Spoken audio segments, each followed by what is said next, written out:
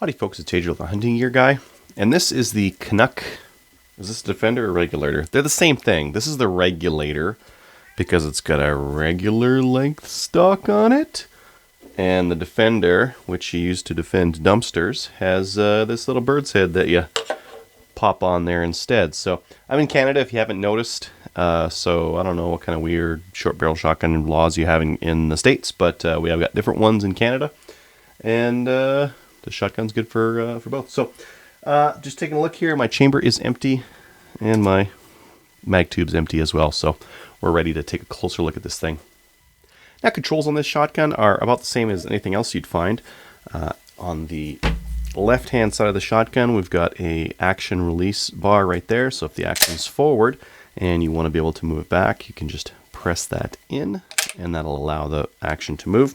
We've got a triangular safety here, cross bolt, there it's safe, there it's not, and we've got a lifter here. I'm pretty sure this is like a Weatherby, what's their pump, PA08 or PA08 or, no wait, PA8 maybe? I don't know. It looks about right for one of those. So that's about it for the controls on this thing. There's not really much to it. In terms of quality here, we've got a pretty stiff rubber butt pad on the back here. Very hollow sounding stock. Now if you want to make this better, you could get into this stock and put some expanding foam or other foam of some kind in there, and that will reduce that hollow sound in there. That kind of sounds crappy and might echo in the woods if you're out hunting with this thing.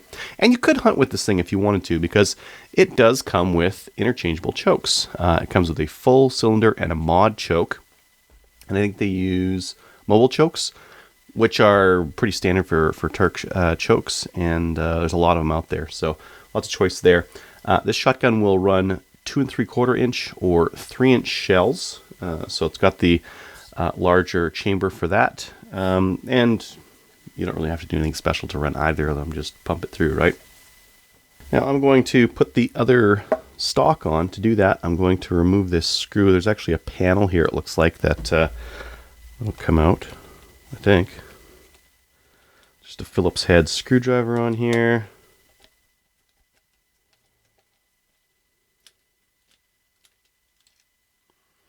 There's that Allen head bolt just in the rear there.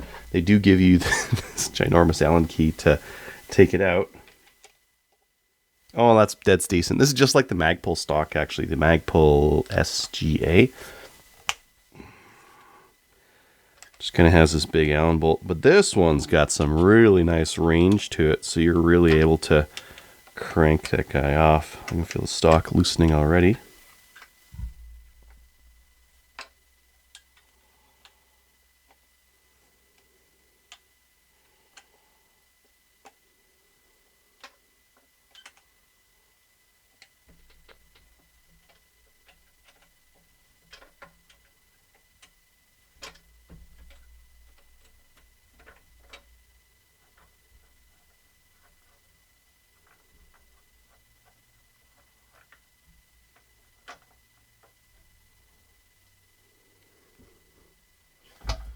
And off she comes. Now I could use it like this, but it'd be nice to have, a handle of some kind. So I'm gonna go ahead and chuck this guy on. Something like that. Now it comes with another. Oh yeah, I'm gonna do that.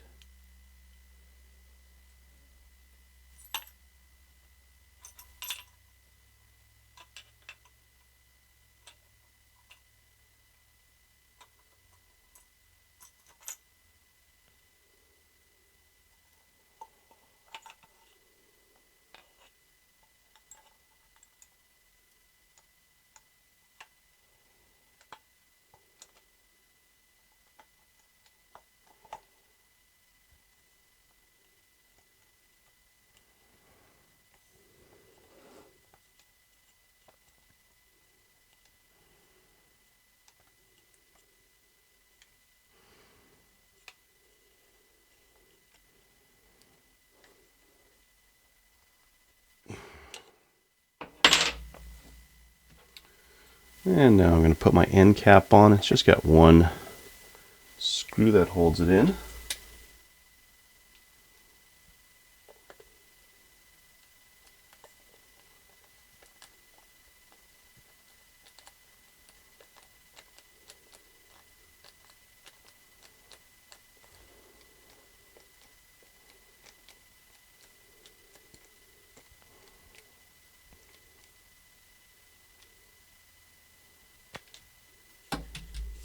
Bada bing, bada boom, different shotgun. Hey, it's Adriel, the hunting gear guy, and this is the Canuck Defender. Totally different than that Regulator I showed you before. Very different shotgun.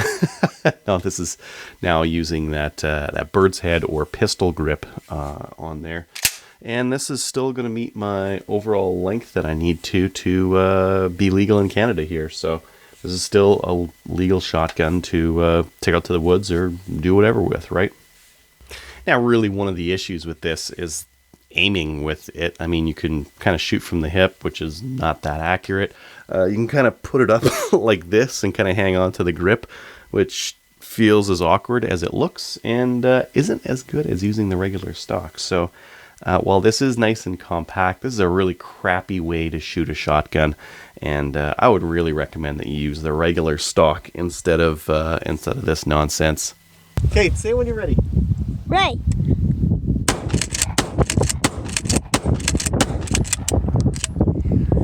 Yeah, perfect.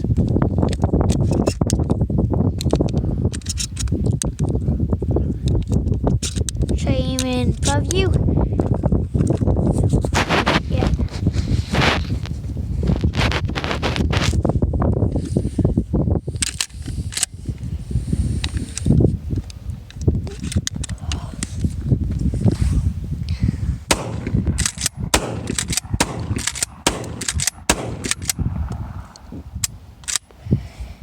All right, I'm back. So one of the things I wanted to mention was that this thing comes with chokes. It's got 3 chokes. There's a mod in there. They say this is supposed to be an IC, but it's got 5 slots on there.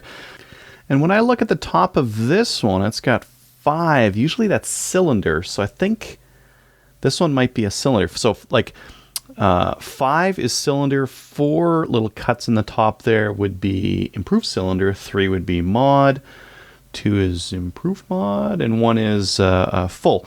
So we've got one that's got 5. I'm pretty sure that's cylinder. It says C on the side. It must be cylinder. 3 in the gun, that's a mod. And then this one has 1 little strike along the top. That one will be full. Yeah, it says F next to it. So they're laser cut into the side as well, so it's easy enough to see. This kit has a little bit of foam on top, so it won't like jiggle around. And then we've got a key for taking them out. Just in case you haven't used one of these before, what we're trying to do is get this key in there and then carefully engage with those lugs on the choke and then pop it out. Once it's kind of loose, I usually just use my fingers. It might get a little bit dirty here if you've got like a little bit of carbon buildup in there. And there's this looks like a mobile choke. All the Turkish guns use them. Well, most of them do anyways. Yeah, 3 stripes. It says M, so this is a mod. So we've got mod, cylinder, and full. I'm just going to pop this one back in. It's kind of tricky getting these chokes in. You want to tighten them up, but you don't want to go too tight where it's going to seize up on you because stuck chokes are kind of a pain in the butt to get out. So I'm just going to get that kind of tight and then pull it off. So it comes with chokes. That's neat. Why don't we take this thing apart? So first thing, we're going to make sure it's empty. And of course it's empty. No, not of course. Last time I cleared this was a month ago when I was doing this video. There's our magazine tube cap off. I bet you this is going to be stiff because it's fairly new. Yep, there's our barrel. And one of the things I did there was I unlocked it. So I pulled the slide to the rear a little bit because otherwise the bolt is going to be locked into the barrel. And it's going to be hard to move that barrel. It should be easy to move my slide forward now. And pull off my bolt and slide. Now if I wanted this trigger group out, I could press out these 2 pins. I'm not super into doing that just because it's not super necessary most of the time when you're cleaning these things. So I'm going to leave this one in. Most of the time what you're going to want to do is clean your barrel locking lugs if there's any crud in it. And most definitely clean your bolt every once in a while. Now to put all this back together, I'm going to take that bolt. There's actually a little spring-loaded guy right there. That should hold this thing on. Yeah, so it wants to kind of hold it on. There, you can see that lug there. That's what engages on the barrel recess right here to lock them in place when it's ready to fire. Next, I'm going to pop these two together. And I imagine there's going to be some wiggling and jiggling to kind of get this thing in. Maybe, do I have any springs on the inside? I do. Okay, so what I need to do there is I need to press on the inside right of the receiver. There's a little latch there. Come back here, bolt.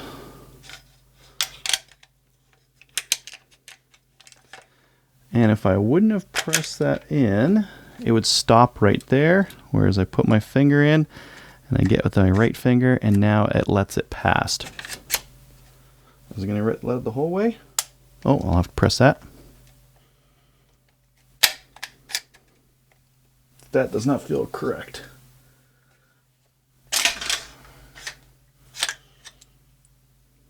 Probably didn't have it low enough on the carrier. Let's try that again.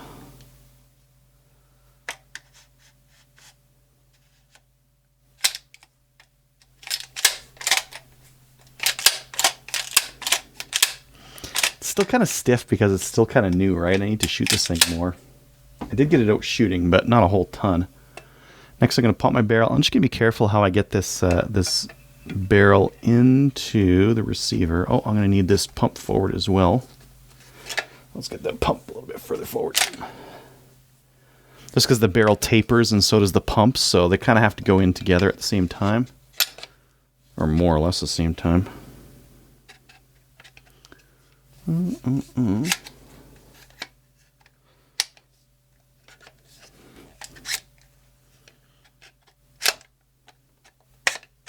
There we go.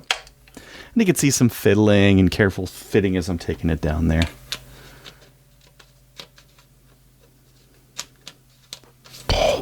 Sorry, I got like a million watts of lights aiming at me, so I can't actually see much when I'm looking up here. And to test, I'm going to make sure it's empty. And then test fire. Feels fine. Now, one question you might have is, hey, this tube here, how many does it hold? Well, I've got a whole bunch of dummy rounds here. If you're looking for dummy rounds, take a look at... You can make your own, and that's totally it. Or you could get some Brownells ones.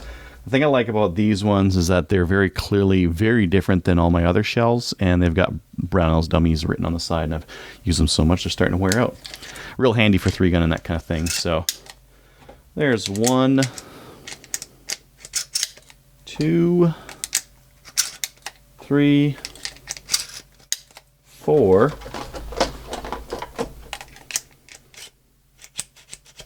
and that's it. So I've got 4 in the tube. Now I've got 1 in the chamber, and I've got 4 in the tube. So 5 total in this shotgun when I'm using 2 3/4 shells. Now, one thing I'm curious about, can you ghost load it? Ghost loading is when you have 1 shell on the lifter while you have another shell in the chamber. Some pump guns, this does not work, but this gives you 1 extra capacity. So let's see if we can make it work. So I've got 1 shell on the lifter right now. I'm going to push it forward until the lifter starts lifting it. Then I'm going to say, you know what? Actually, just don't do that. Just go down. There we go. So now I've got 1 on the lifter. I'm going to take my extra one here. Throw it up into the chamber. Push the slide forward. And now I have 1 in the chamber and 1 in the lifter. So if you wanted to, you could have 4 in the tube, 1 in the chamber, and 1 in the lifter for 6. Now let's see if this thing actually cycles. Because some of these will just lock right up when you do this.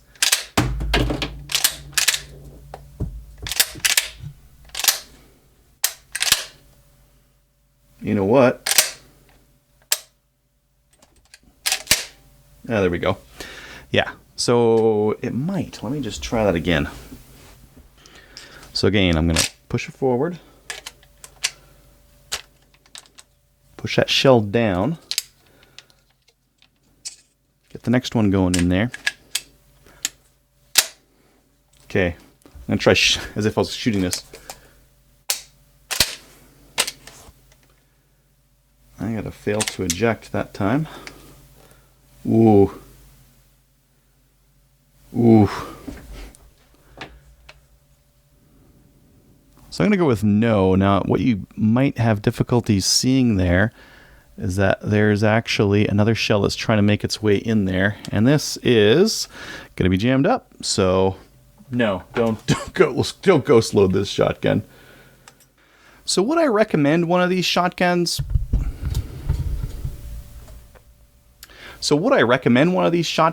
Well, there's a couple of interesting things this has going for it. One is the length. It's a very handy sized shotgun with a 4+1 capacity.